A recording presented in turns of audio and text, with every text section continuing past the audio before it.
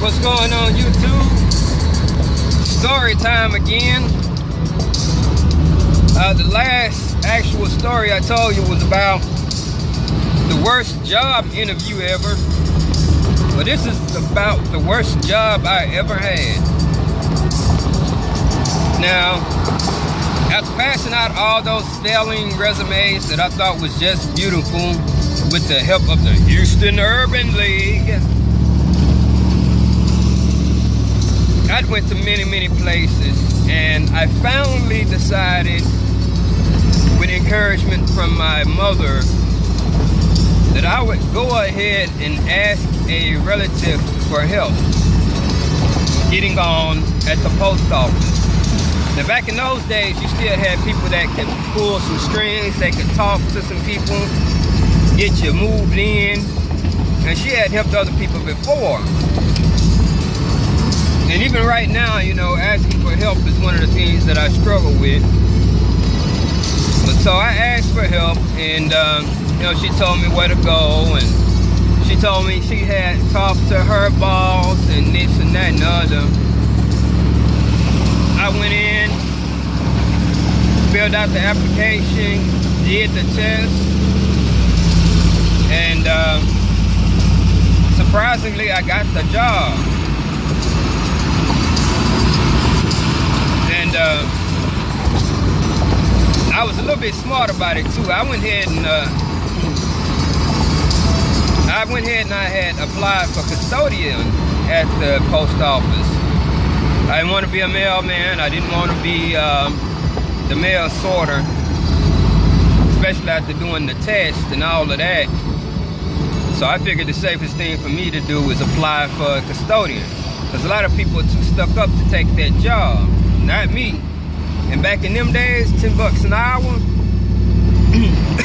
excuse me, y'all, and you was getting overtime because you was working 12 hours a day. So you was getting 48 hours a week. And back in 99, that was a lot of money. So, yeah. I went ahead and applied for custodian. Nobody else did. Got the job, got in. And, you know, I was talking to some people. And here I am, you know, working every day, busting my ass. And I'm thinking I had the position permanently. And, I'm trying to figure out, you know, who my superiors are, who I need to talk to, this, that, and the other, you know. And she was like, let them know who I am. So, you know, I'm letting, you know, big bosses know, hey, you know, who I am, you know, how I supposed to have got in. They're doing what I'm instructed to do.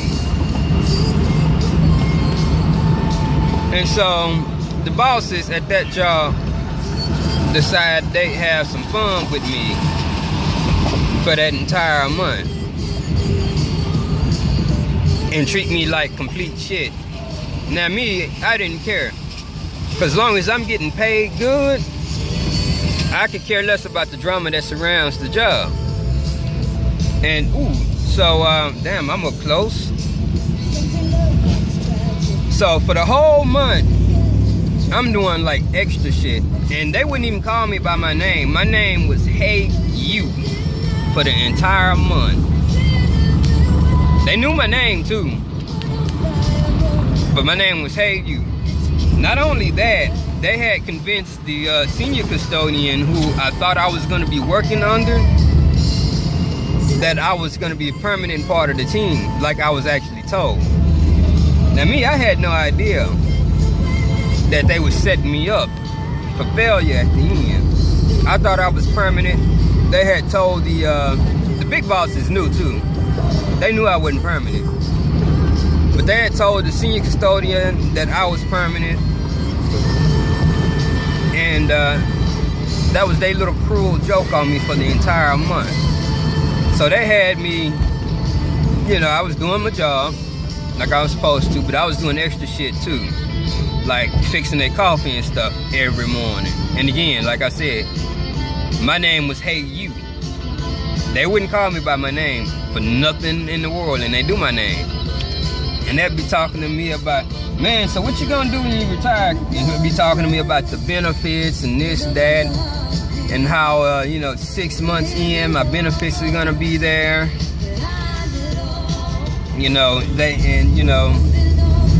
like, and this what you're gonna do here at the end of the month, so you can continue your training and yada, yada, yada, and how it's gonna retire in 20 years. And they pumped my head up for the whole month. And at the end of the month, that's when I found out my relative, she never talked to anybody about me being up there at the job. I just got lucky and got in. She never talked to anybody. As a matter of fact, if I'm not mistaken, she was on her way out of the company. I think she had quit or was on the way of quitting already. So she didn't talk to nobody, had me up there talking to them people like she had got me in the door, like I was permanent. The big bosses had fun with me, pumping my head up, having me thinking, yeah, man, you're gonna retire when you're 37.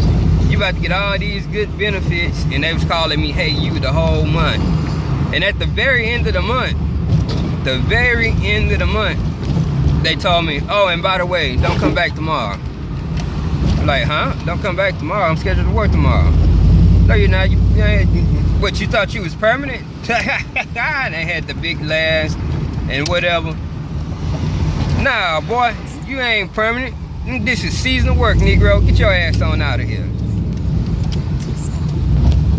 Worst job ever, and I think that had a whole lot to play on me as far as why I don't deal with too many black people.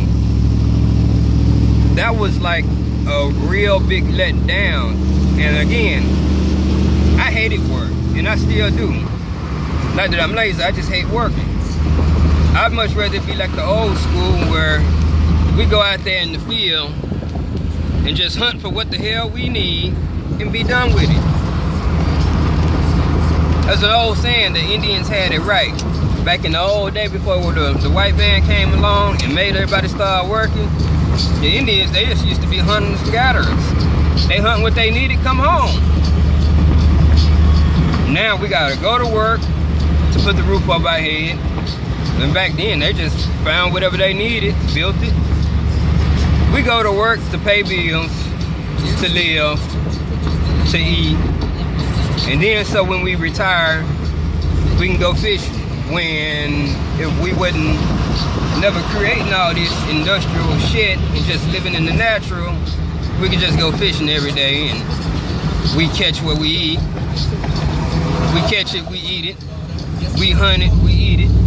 We build a little brick houses, run around ass naked, and not have to worry about working, except for what you earn. But yeah, they had me thinking I was gonna retire at 37, just pumped me up the entire month. They treated me like complete shit. That's what my people did to me. Black people. Wasn't white people doing it. That's why I have a lot of animosity towards them. But yeah, I was like the actual worst job ever. And they laughed in my face and they sent me on home. And I jumped in my Starion, took off, and never looked back. That relative of mine, I never liked her afterwards. Even after she passed away, there was still, you know, even after she passed away, you know, it was like, oh, she passed? Okay. Didn't bother my ass none. Because had she been honest with me, I wouldn't have went in there with all of that. It would have been like, I wouldn't have got set up. But, hey, lesson learned. Don't trust people.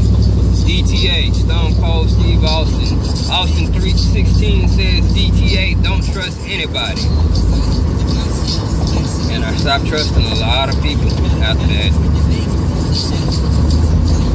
That's probably one of the reasons why I have a hard time asking for help now. Because I was already struggling with social anxiety. And then that add on to it You know, something like that. That just adds on to it. But anyways, YouTube, that's it. About to pull up, take care of some business. Peace out.